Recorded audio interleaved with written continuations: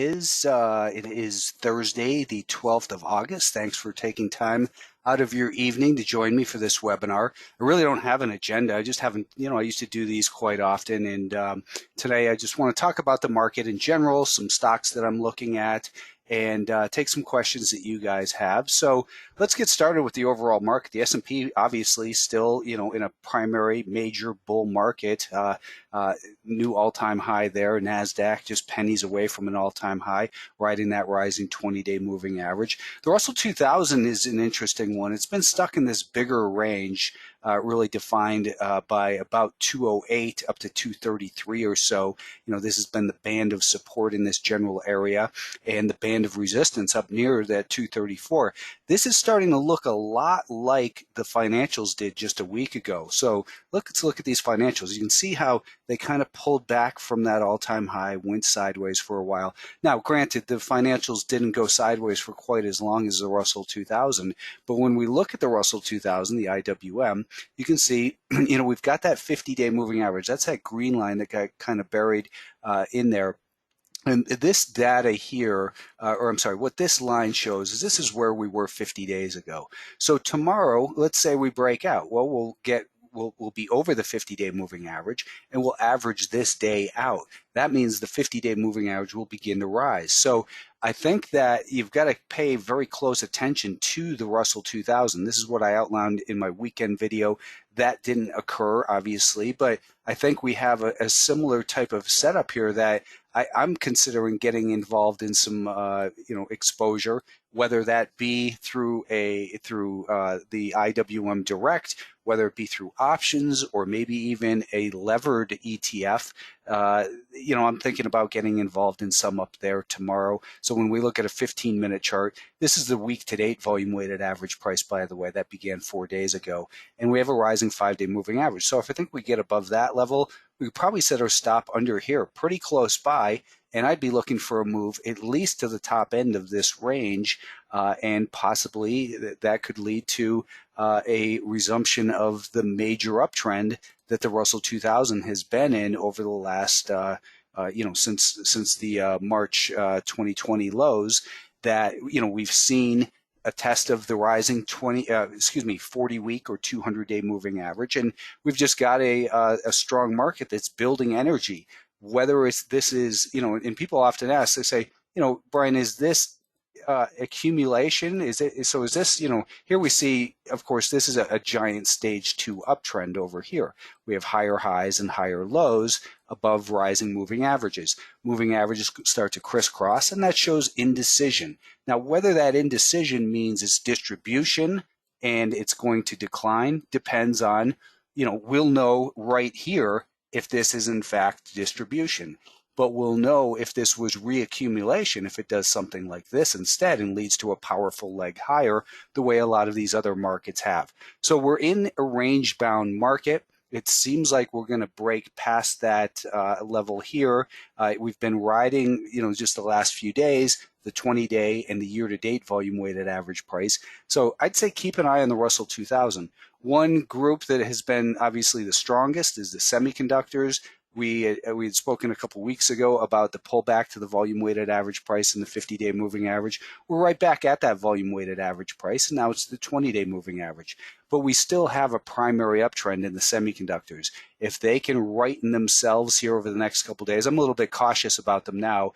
And I wouldn't be a buyer of the semis because we have a declining 5-day moving average, and the pattern is lower highs and lower lows below that declining 5-day moving average. So, in order for the semiconductor index to be healthy again here in the near term, here's what the bullish scenario would look like. Maybe we start to go sideways a little bit, a little shakeout. That 5-day moving average comes down, flattens out. We make a higher high above it, and then we start to trend higher once again and see, we need to wait for the cyclical flow of money to confirm that the buyers are in fact regaining control. So, I don't view it as a negative, just that the semiconductors are relatively weak here the last few days because we're still at the rising 20-day moving average. We're at the volume-weighted average price from the test of the volume-weighted average price of the year-to-date. So that might sound a little confusing. I get that. But the fact is we're still healthy in the semiconductors overall. It's just the intermediate term trend. It doesn't pay to be a buyer of the dip while it's still dipping. We want to wait for it to flatten out. We don't want to play guessing games and say, we just never know if this pullback will be the end of the bigger bull market, or is it just another healthy pullback, consolidation, and then get going. So we'll wait for price confirmation there. That's really all I wanted to talk about. I guess real quick on the financials. This is what I was talking about again, is the break of this level. Now it occurred on a gap. I didn't chase the gap, and if the Russell does this, I might end up buying some strength on a gap like that. But I don't do it in the financials, mainly because I simply don't like the way financials trade generally. I don't buy financial stocks. To me, they're basically like a commodity stock. The commodity in this case being, of course, interest rates. That there's too many different sets of supply and demand. I won't go into that whole theory. Let's talk instead about making money in the market. I just saw Hood here. So Robinhood came public, and on this day, about 10 minutes before the close, I said, keep an eye on that volume weighted average price from the IPO. I actually bought some in there. I wasn't expecting this, but it gapped up 15% the next day. And then I followed up on Twitter saying you might want to take some profits here. Now, the first test of an important volume weighted average price, especially after a sharp pullback, often does provide a bounce. The second one often does not. It's not as vigorous because let's look at the 15-minute time frame. At that point, we were also below the declining 5-day moving average when we tested that yesterday. Now it's failing, and we see we're making lower highs and lower lows below a declining 5-day moving average in Robinhood, and there's no advantage to being a buyer in there. Now, a lot of people are saying it's going to close the gap, which it probably will. It might not, though, too. We simply don't know. But the fact is, we see lower highs and lower lows below a declining 5-day moving average. It's not advantageous to be a buyer there. So again, here's the volume weighted average price from the IPO. You tell me that that's a coincidence. I'll tell you, you're not a trader. Anyways, let's talk about some other stocks. I had mentioned LTHM on Twitter right over here at 21 and change. I'm still long a third of this. My stop is currently right underneath the low from what's today, Thursday, from Wednesday. So I'm looking at this saying, it's broken out. I bought it on the day of the breakout. It's continuing to move higher. I had also mentioned recently on Twitter LBTYA. And as I mentioned, I said I probably am not going to buy this. But if you look at the longer term chart, you can see that this has been a prior big level of support for, it was a big for a couple years. Then it turned into resistance with declining moving averages and it stayed as resistance. Now it's banging up against that. We had a pullback to the rising 40-week moving average, and it's generally a slow pain in the ass type of stock over the last 5-6 years. But look at the history of the stock and look at it and say, what's the personality of the stock? It does have the ability to make some major runs here. This was a major winner for several years with all these rising moving averages. Break of the stage 3, stage 4, stage 1, stage 2 major uptrend, stage 3 back to stage 2 uptrend, stage 3 distribution, decline, failed breakout, back to decline, neutral, back to decline, neutral, buyers in control. Will they be able to maintain control? It seems like it. We're in a strong market, obviously. I also just got involved in Dish. Dish kind of has the same thing. I actually got stopped out of this one today. I'd been in it for a couple of days. But Dish and Network, kind of the same thing in that, they're similar industries. So back to the daily time frame on Dish, it's moving. I had mentioned at midday this morning, I'd mentioned it for Alpha Trend subscribers that what we wanted to see it do was to pull back first thing in the morning, as it did, and then to buy it as it gets back above the flat to rising volume weighted average price. So the purchase price was $28.30. Our stop is now below the low of the day for that as a swing trade. candid. I've also mentioned Qualcomm, and Qualcomm, when you look at the weekly chart, beautiful longer term uptrend. We saw, back and forth. By the way, I see people are typing questions in. I'm paying zero attention to those questions. The way that I'm conducting this meeting today is I'm going to talk about what I want to talk about first, and then we're going to go to the questions that were sent in via Twitter. That's how I announced it. So those people get the first dibs on questions. And if there's time left, I'm happy to go through the questions that you type into the go-to on a first come, first served basis. So if you do have questions, it doesn't hurt to type them in. You'll get in front of the next guy and have a better chance of having it answered. Anyways, back to the daily chart of Qualcomm. We're back above. Here's this thick, darker blue is the year-to-date volume-weighted average price. And you can see we had a move back above that and with a declining 50-day moving average. These are generally sucker moves. When you see the 50-day moving average still declining, I never buy those, especially when they're extended like that. And it failed miserably. Then we spent some time rebuilding, finding support at the volume-weighted average price for the year. That means the average participant for the year is now making money, and buyers are going to add to those positions when that happens. We saw a pullback. So we saw an event here. I'm just going to guess. I don't know, but I'm going to guess that this was earnings here. In fact, let me just Qualcomm, pull that up on. And that was, in fact, earnings. The earnings were up 123%. Revenues were up 65% on that move there. It got ahead of itself a little bit, some profit taking. This prior band of resistance holding the support. So let's just clean that up again. And this resistance holding the support, also at a rising 20-day moving average. We had a little shakeout below it. I don't buy pullbacks. I haven't purchased this stock yet. I put it on the radar and I put it on Twitter the other day saying keep an eye on it, but I haven't purchased this. Why? Because when I put it on Twitter, it was below a declining 5-day moving average. And if you follow me, you know that I don't buy stocks with a declining 5-day moving average. What I want to see is I want to see them get back above the 5-day moving average like it did today. And then I want to buy the higher high above the flat to rising 5-day moving average. And we also see the volume weighted average price from the event, that being the earnings report. It's still it's kind of neutral, but I'm looking to buy this stock above today's high with a stop just under the 5-day moving average.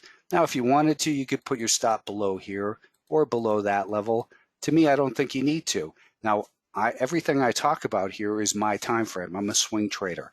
I'm expecting that if I buy this stock here, I'll probably sell a third real quick, maybe up $1.50 or so, and then I will raise my stop on the balance. And then if the stock does this, I will continue to raise my stop underneath the higher lows. I'm not looking for a price target. I never look for price targets. Instead, I look at the weekly chart and say, what's realistic? Is it realistic that the buyers are in control and we might be able to see a sustained move in this stock? And maybe it does this. And, I'm looking for the swing trades in there. Here's the weekly chart. On the daily time frame, what I would be looking for is something along the lines of, I kind of screwed that up. Let's see. I need to grab that little arrow to move it over. So what I'm looking for is buy it above here, sell a little real quick. Maybe it does this. As long as it makes those higher highs and higher lows, as soon as it breaks the lower low, that's when I get out. Now, it doesn't mean that's the end of the move. It means it's the end of my swing. So I'm looking at it and saying, if it does this, well, then I can get re-involved back over here as it gets back above this level. And what would I do? I would put a volume-weighted average price on that. And that peak would, volume-weighted average price would look most likely like that. I would put a volume-weighted average price off of here, and it would most likely look like this. And what that tells us in this volume-weighted average price pinch is that the buyers are maintaining control. The sellers on the bigger time frame, so a 2-month time frame versus a 2-week pullback. There's always different trends in the market that we have to be aware of. Anyways, back to Qualcomm. That's what I'm looking for. Hopefully tomorrow it gives us that entry.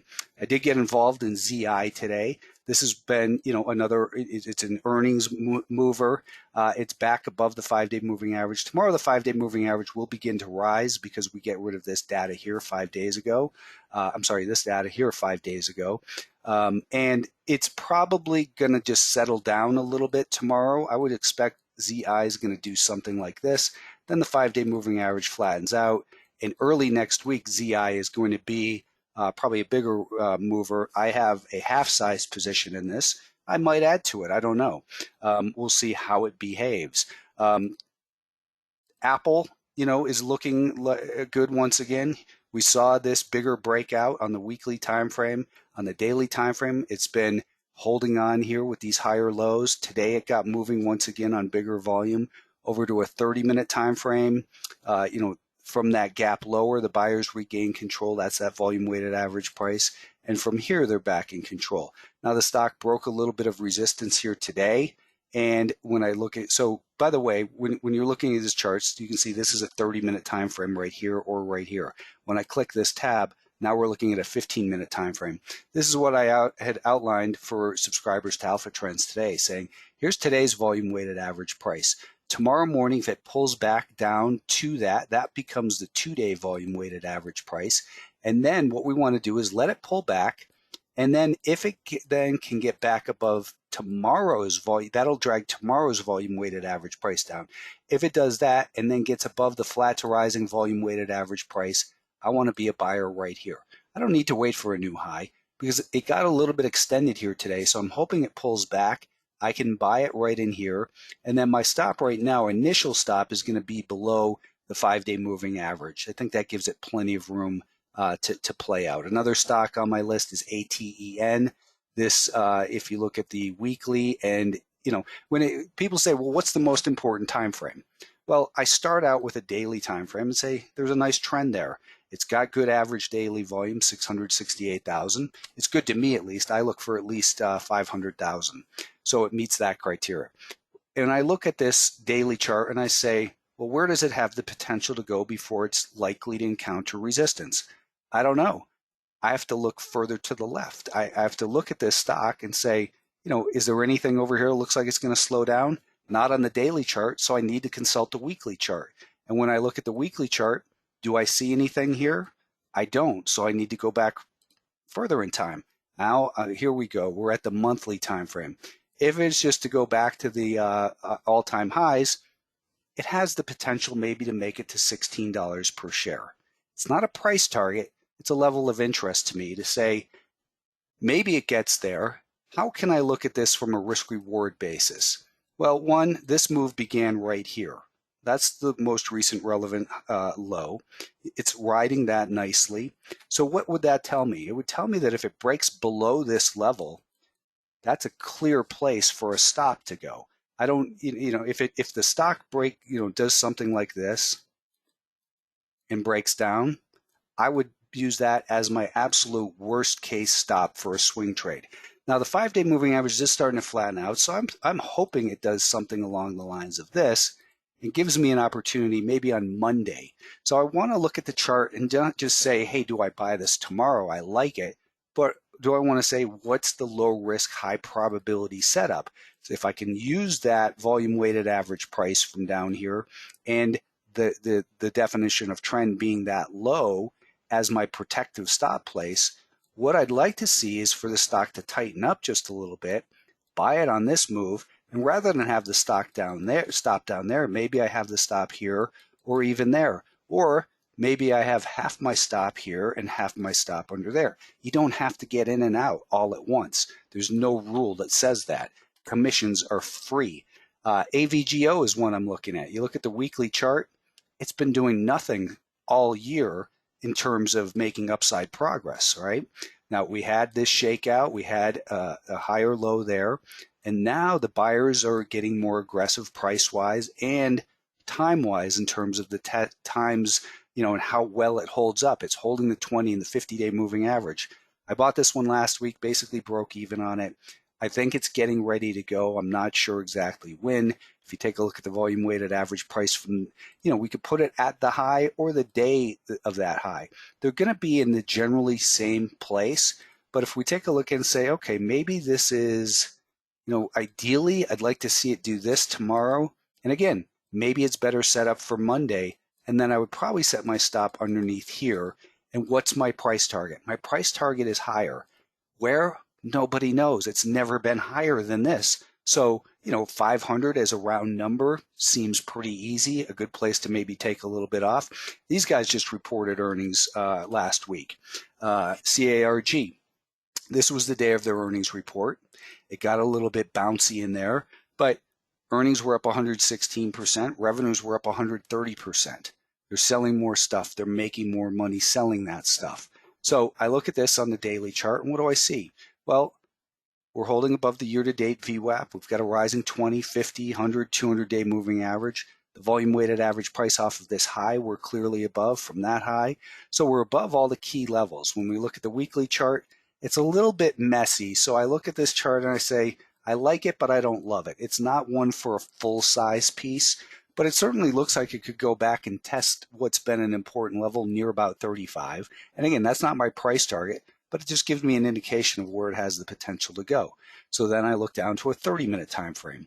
The volume-weighted average price, I don't know why I have it off of that date. What was that date? That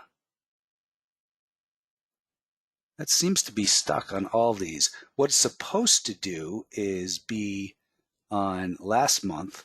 Anyways, so this is the month-to-date volume-weighted average price. This was the earnings report right here. It ran up, it shook out, had a really nice shakeout at the end of the day yesterday. Today it recovered. So on the 15-minute chart, what do I see? Yesterday it had the shakeout. It broke this little support. I wasn't involved in it. Now I'm not involved in it, but I'd like to see, again, slight pullback in the morning. Buy it as it starts to rally up. Worst case stop probably under here. CDAY is one I said I would talk about. It looks like it has the potential to, run up to this high. And if it gets up there, don't listen to people who call it a double top. They don't know what a double top is. If it gets up to there, it would have to go under here for it to truly be a double top. That's a side piece. Anyways, it broke some important resistance, again, on earnings. 30-minute time frame. We're above a rising 5-day moving average. 15-minute, here's our week to date. I'd like the same thing. Ideally, it pulls back a little bit and gets going. But if it gets above today's high, I think it's worth a small piece. Datadog just reported earnings. Now, here on Datadog, you can see this is very similar to Ralph Lauren. They just reported earnings. We're looking at a 15-minute chart. Anyways, let's look at the daily chart. So Ralph Lauren gapped up. We saw big volume on the rally, lighter volume as it consolidates. That's a bullish volume pattern. So we had these big volume days, lighter volume days. What I would do just for reference point is say, okay, this was an important low. Let's put a VWAP there. Look at how perfectly it held right in there. Now we can say, what about the volume weighted average price since the event? Here's the event right here. And you can see that we're kind of right on that.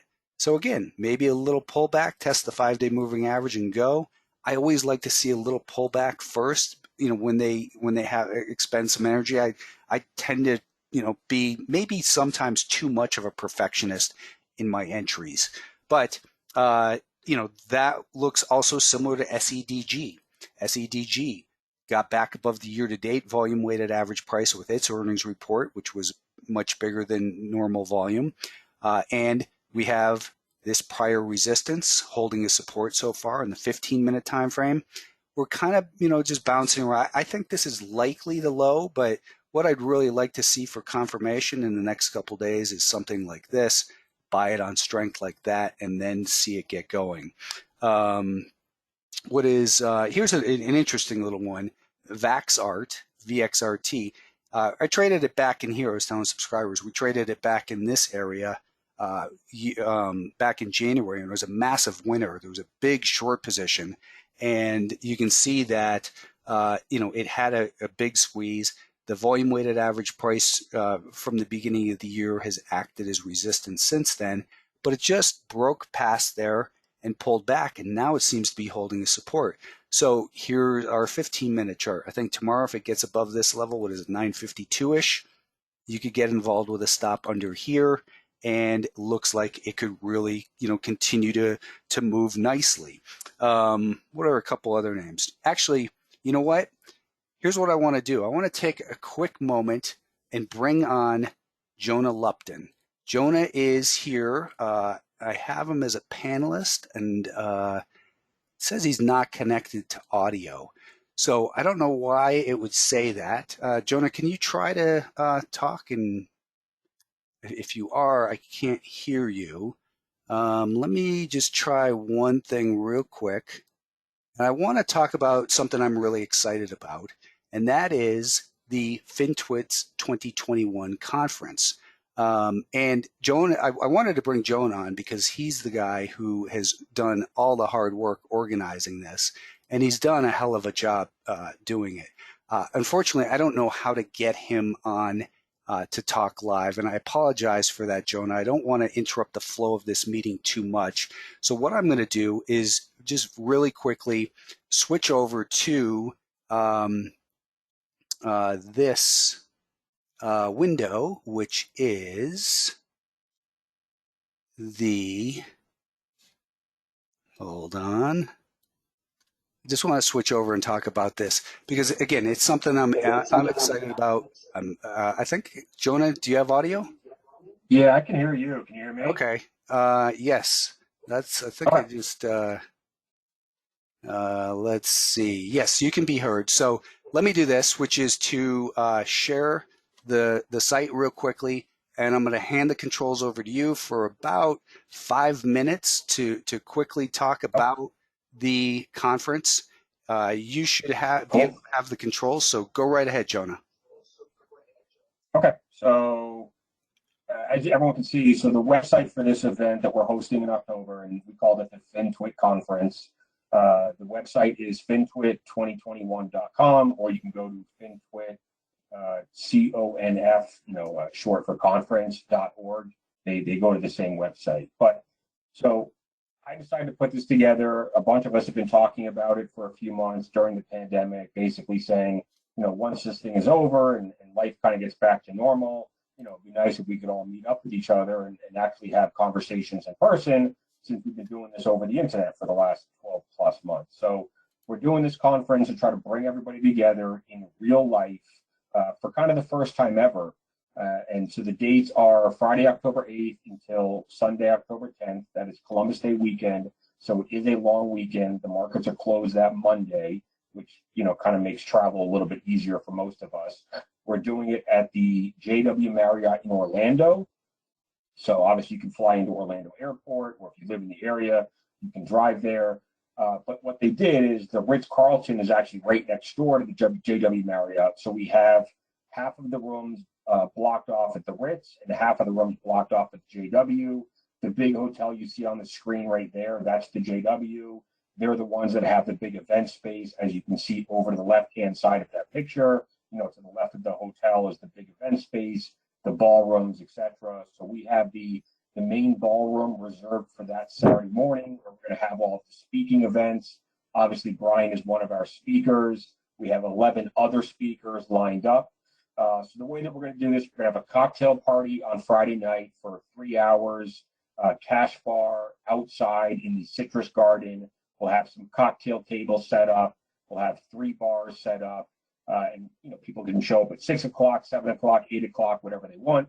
And that's really just, kind of casual, not mandatory, come and meet people. But the real event starts Saturday morning. We'll do the breakfast buffet, and then we do keynote speaker. We do 3 rounds of breakout sessions, 2 different sessions at a time. So maybe we'll have 2 sessions going on. One will be about options, and one will be about technical trading, and then we'll have a macro, and we'll have, fundamental analysis, and, we'll come up with some other stuff. And then after those 3 rounds of breakout sessions, we'll be back in the main ballroom for another, for the panel, which is going to be Muji and Peter. I think a lot of people on Twitter know both of them. Muji's Twitter handle is Hypergrowth. Peter is Stack Investing. These are 2 of the gurus when it comes to software, cloud, cybersecurity. So they're going to be on stage together. I don't think they've actually ever met in person. So they're kind of excited about it too.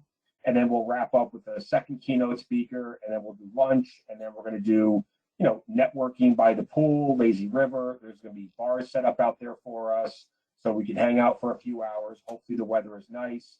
And then Saturday night, we're probably going to do party buses to a local lounge or nightclub. Obviously that's all optional as well. We're trying to get some sponsors for that. I think TrendSpider is going to do something. And then Sunday morning, we're not going to do any breakfast or anything. It's just too expensive. But we have a table set up in the Citrus Garden again. So the same garden where we're having the cocktail party Friday night. We'll be back over there Sunday morning. We're going to have 15 or 20 different round tables set up, and each table is going to be a different discussion, a different topic, like dark pools, options, crypto, and then cybersecurity, e-commerce, wherever you want. Each table will have a host or a leader kind of guiding the conversation, and people can kind of get up and sit at one table for 20 minutes and then go sit at a different table and so on. And we'll do that for 2 or 3 hours. So if you go to the website, FinTwit2021.com, you'll see links to purchase tickets. So tickets are $175. That includes all of the social stuff. So that includes your entry to the cocktail party. It includes the breakfast. It includes the lunch. It includes all of the speaker stuff, access to the pool party, and then anything else that we do. That 175 covers most of your food and beverage, because the food, like the cost for food, is just astronomical. I mean, we're talking $50-$60 a meal. So we're asking people to pay $175 to cover that. And then if we hit the food and beverage minimum, we don't have to pay any room fees. And then we're going to have sponsors. We have, I think, 11 sponsors right now. So all of that sponsor money is going to cover the rest of the food and beverage, the setup, the signage, the badges, the AV cost, right? So audiovisual is very expensive. Hey, Jonah, can I cut in here? I'm Yeah. sorry, I didn't want this to flow too long. Okay. And you've done a great job explaining it. Go to FinTwit2021.com. $175 is such a good deal. I've never been to a conference that is so inexpensive. And part of the reason for that, or the big reason for that, is all of these sponsors that Jonah's lined up. It's going to be a great event. We have rooms blocked off at 2 hotels for $239 a night, which is like half price basically. But you have to book your rooms before September 17th. That's when we lose the room block. Okay, so there you go, Jonah. Thank you so much. And again, be sure to get on that before September 15th. I think he said. Otherwise, you're going to pay through the nose. And anyways, great job. Thank you, Jonah. Really looking forward to meeting you in person and a lot of people here on this call today. So again, let's go back to some of these stocks. Another one I like a lot actually is MXL. These guys also just reported earnings, and they did 489% increase in earnings and 215% increase in revenues. Here's the stock, on a longer term basis, it's in a major uptrend, and on the daily time frame, we had that initial thrust over to the 30-minute time frame. The volume weighted average price from the earnings, you can see we're finding buyers there. A worst case stop, I think, would be underneath this volume weighted average price, because you can see the buyers are regaining control and they're defending that level. That's where they're taking control. Back above today's high, I think this stock gets going onto probably new all-time highs, tomorrow, the next week. What I want to do, I guess, is take a couple questions, because I've done, I did see a number of people were asking about Coinbase, and Coinbase, it had a big move prior to the earnings. It came right up to that volume weighted average price from the IPO, and it looked like it was going to get through there on the earnings, but the sellers maintain control. And one thing you want to keep in mind with the volume weighted average price is the direction. Once it gets up to that level, natural profit taking is going to come in when you get that extended. Now it's failed at that level, obviously, and it's very close right now to the volume weighted average price from the low on the 19th. I think that, this is basically, so, you can look at this and say, well, which one is more important? I don't know. I'll tell you after the fact. But I know that this is an important range for the stock. Now, I never look at it and say I want to buy in that area. Instead, I want to see it stabilize. And then maybe, as a short-term trade, I would trade it up towards the 5-day moving average, then expect it to pull back. And I think you just need time for Coinbase.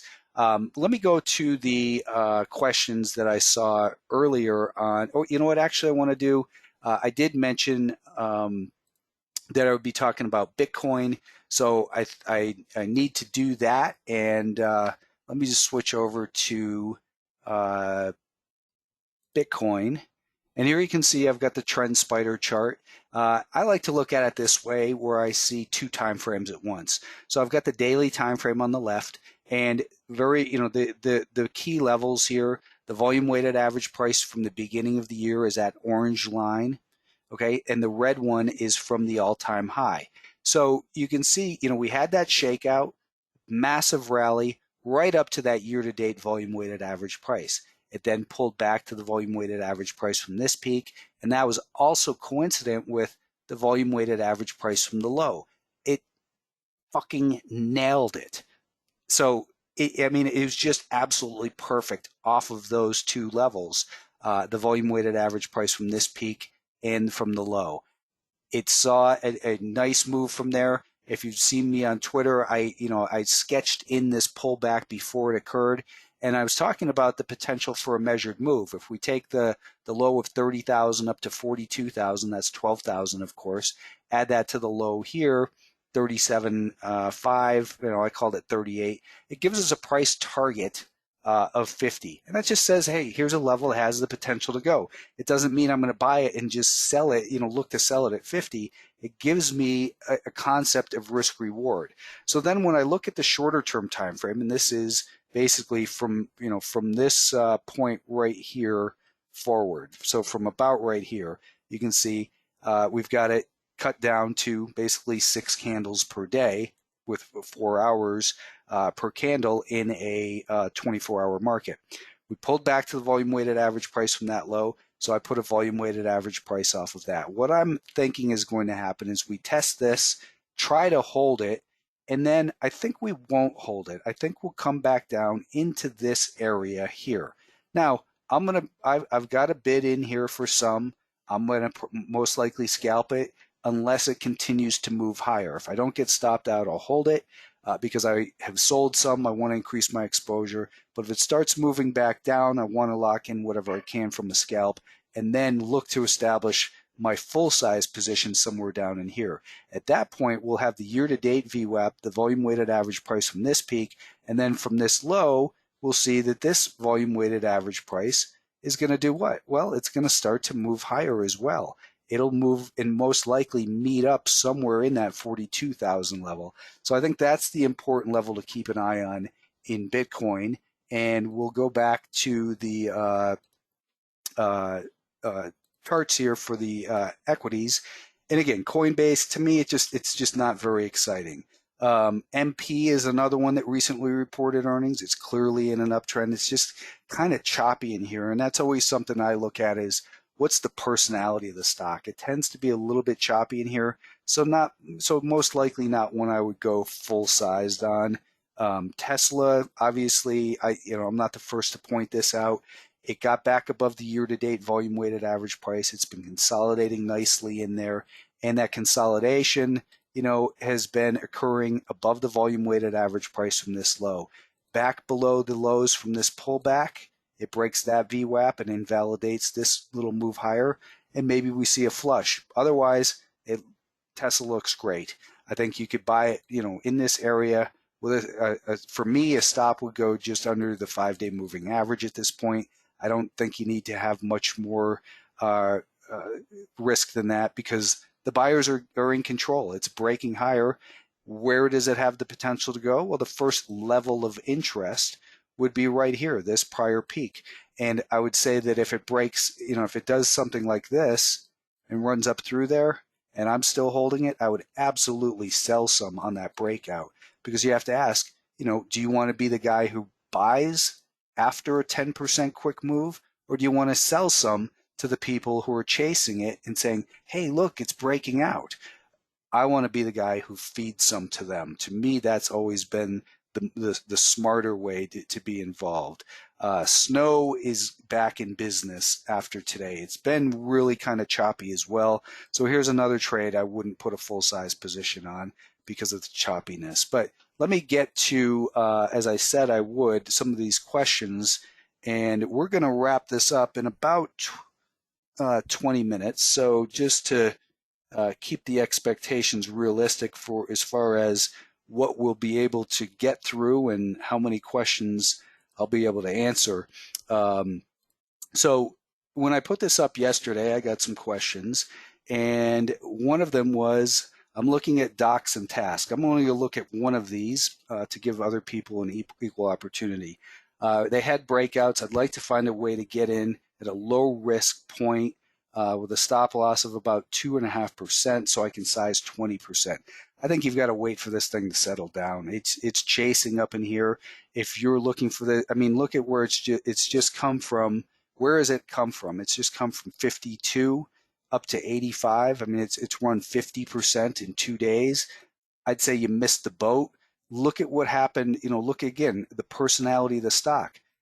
Big rally. What happened to the chasers? Big rally. What happened to the chasers?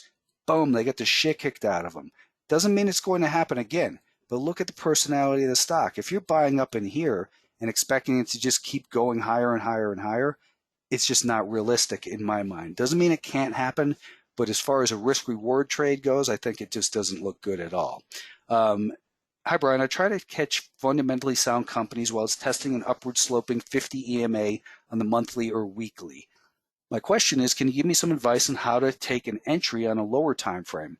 I mean, it's a good question. I will say that I wrote a book called Technical Analysis Using Multiple Timeframes, and it wasn't just for swing traders. It's, of course, my time frame, and what I do is that. But I would say get a copy of this book and use those concepts on different time frames, and I just use multiple time frames. I can't, in a brief answer tell you here's what you should be doing or shouldn't be doing, but try to understand how the market works on shorter term time frames and look at the time frames together, like I did, like I showed on Bitcoin, and see how they interact. Let's see. So I'm long. Someone else is talking about DOCU. I'm long Doku and see anchored VWAP. It was roughly 260. And I don't, you're not telling me where you anchored from. Maybe from this, or from this low. So it looks like maybe from this low because that's closer to 260. Earnings are coming up. Curious if you think this is the strongest support level. I think that you've got to be aware of the 50-day moving average is often defended. It's extended away from there, and the first pullback often we get a bounce from. So I'm not sure that the volume weighted average price from this gap will come into play. But if the stock sells off hard and cuts through the 50-day moving average, I'd be looking at this volume weighted average price. I'm interested in going long OIH. I would have no interest in going long OIH personally. I have a very strong rule, and that is I don't buy stocks or ETFs with a declining 50-day moving average. And we also have a declining 20. So let's say, it bounces. Maybe it goes up to there, but the path of least resistance is lower. Now it's holding on the 200-day moving average. So maybe it's going to start to pinch between those. And then in 6 months, it becomes a better buy as the volume weighted average price from the peak begins to flatten out and gets overtaken somewhere over here. To me, OIH looks like a waste of time. I don't know what your time frame is, but definitely not something that I would be interested in. Brian, not stock specific, could you share what indicators or data you look for overvalued or undervalued or oversold stocks? I don't do that at all. I don't try to pick tops. I don't try to pick lows. I've done that in the past, and it's led to one consistent result, losing a lot of money. So that's not something that I do, so I can't give you any help there. I think that the easiest way to make money in the market is to trade with the established trends and to buy after a pullback has righted itself back up. So, for instance, on OIH, perfect place in there where it got back above the year-to-date volume weighted average price, and it also got back above the volume weighted average price from this little peak. This volume weighted average price, it got back above over here, and the buyers gain control. These are the points where the buyers are going to regain control and show you that now the buyers are in control. Now it makes sense to buy the stock. People have been asking me about, and here there was a question, can we put the Wish to the levels once and for all? Wish, I mean, what a garbage stock this is. I don't know why people keep talking about it. It's in a horrible downtrend, and I don't get it. These are not stocks that I would consider buying. If they don't scare you out on the way down, they'll typically wear you out. And, maybe you get some bounces up to moving averages, but there's just no point in my mind to trade these stocks in downtrends. GWAC was a SPAC. It's dead money. I don't know how to trade this stock. I can't give you any technical advice on this. The average daily volume is only 176,000 shares. Nobody cares about this. It's dead money basically. If you really like this stock or this company, wait for some big volume bars to wake this thing up out of its coma, and you're not gonna be in at $10 per share. Maybe you buy it at $10.50, but even then, you've got the volume weighted average price for the year. I don't know. I don't see it there as a trading type of stock. It looks like you've done some, and some other people have done some fundamental homework on it, but otherwise, I just don't see the point of buying a stock like this that trades very little volume, very little range. To me, it's just, hopeful, wishful thinking, and that doesn't pay the bills. So looking at questions on Twitter can sometimes, I might have missed one or two. I don't know. It looks to me like I answered them. So I'm going to go to the questions here. Brian, I'm holding CPRI at a cost of $68.44. 68, is that right? Holy moly, you're one patient person, Shane. I sold some for profit and covered the risk to about 60. How's the Anchor VWAP look on this one? You bought it at 60. People actually still hold stocks that long. That's amazing. I don't know if you bought it here or here, but if you bought it on the dip, what kept you in for the last 3 years? The bottom line is, and I'm not making fun of it at all, Shane. That's not my intention. I'm just astounded, truthfully, that people actually still hold stocks that long and wait to break even. And here, prior resistance tends to act. Prior support tends to act as resistance. We've just had a nice run here. I would say that, I would be aware of the volume weighted average price from this low, and you can see it held, and then from this gap. I would say that getting back below here, I would be thinking, to me, you got your money back. That's a success. I would just wash my hands on it and say, enough's enough. You've suffered for years. The opportunity cost of your money has been enormous. Cut your losers, cut your losers, cut your losers. Don't hold your losers for 2.5 years. Break even and then try to make money, especially at an important point where this prior support has the potential to become resistance. Anyways, I'm glad that you're breaking even on it. That's great. Is the 5-day moving average sticky as an alpha trend indicator? Can it be found on TradingView? If not, what platforms? I just simply put it in here. You can put it on any time frame. I simply just put it in. I label it as 5-day. So on a 15-minute time frame, that equals 130 periods. on a 30-minute period, it equals 65 periods. So it's just, it's like any other moving average. You can put it on anything you want. So let's see. The Anchor VWAP on Hood, where it bounced, was also the $50 price, which is a whole number psychological. Well, 60 was a psychological level too, so was 70. I don't look at it that way. I look at who's in control, buyers or sellers. And to me, more than a psychology of a number is the volume weighted average price was there. There was nothing else technically at that point that said it was a potential bounce level, and it was a risky bounce. Do you find a higher probability of outcome when the anchored VWAP and price support levels line up? And so, as far as that goes, Robert, yes. Anytime that you have multiple technical things coming together, it increases the importance of that area, simply because I might be looking at the volume weighted average price and saying, here's what I see. And somebody else might be saying, well, that's a 61.8% retracement of this or that.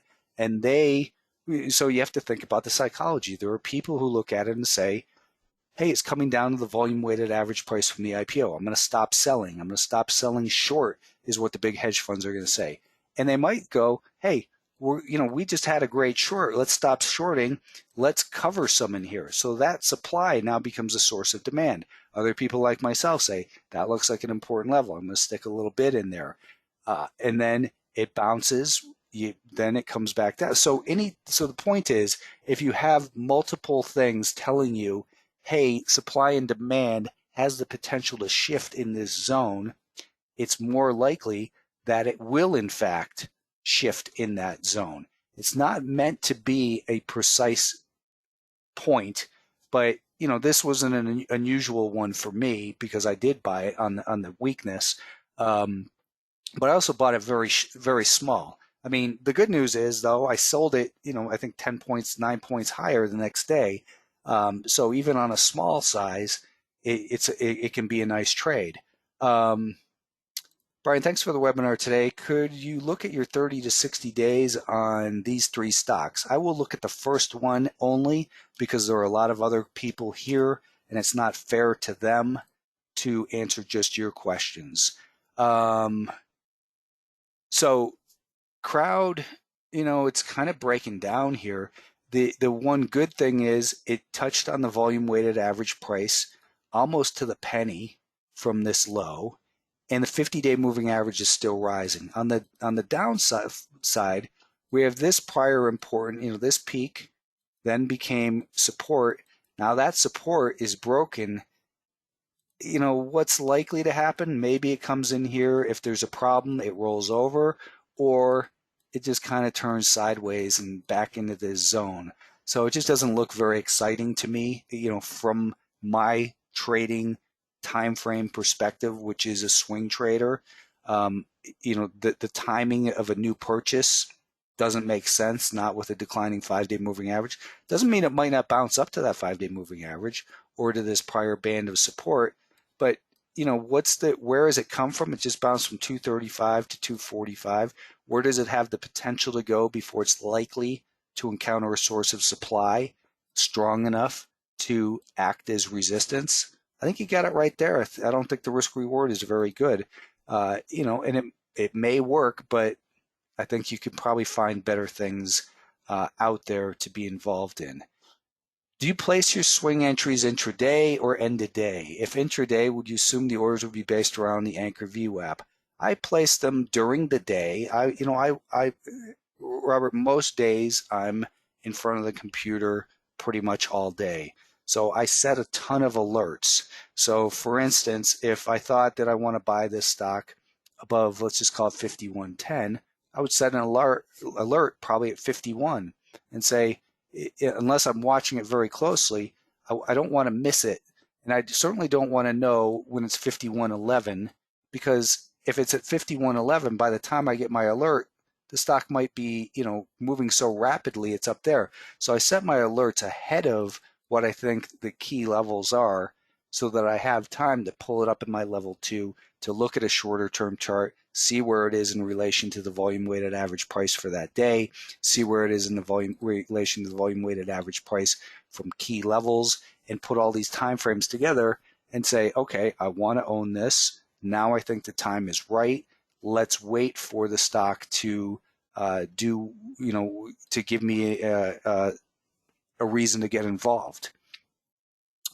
How do you plot 5-day moving average in TC2000? Just like any other moving average. You just simply, put it on there. You add a moving average. So simple moving average. So put it on the price. Now what you don't want to do, so it defaults to 50. So we're looking at a 15-minute time frame.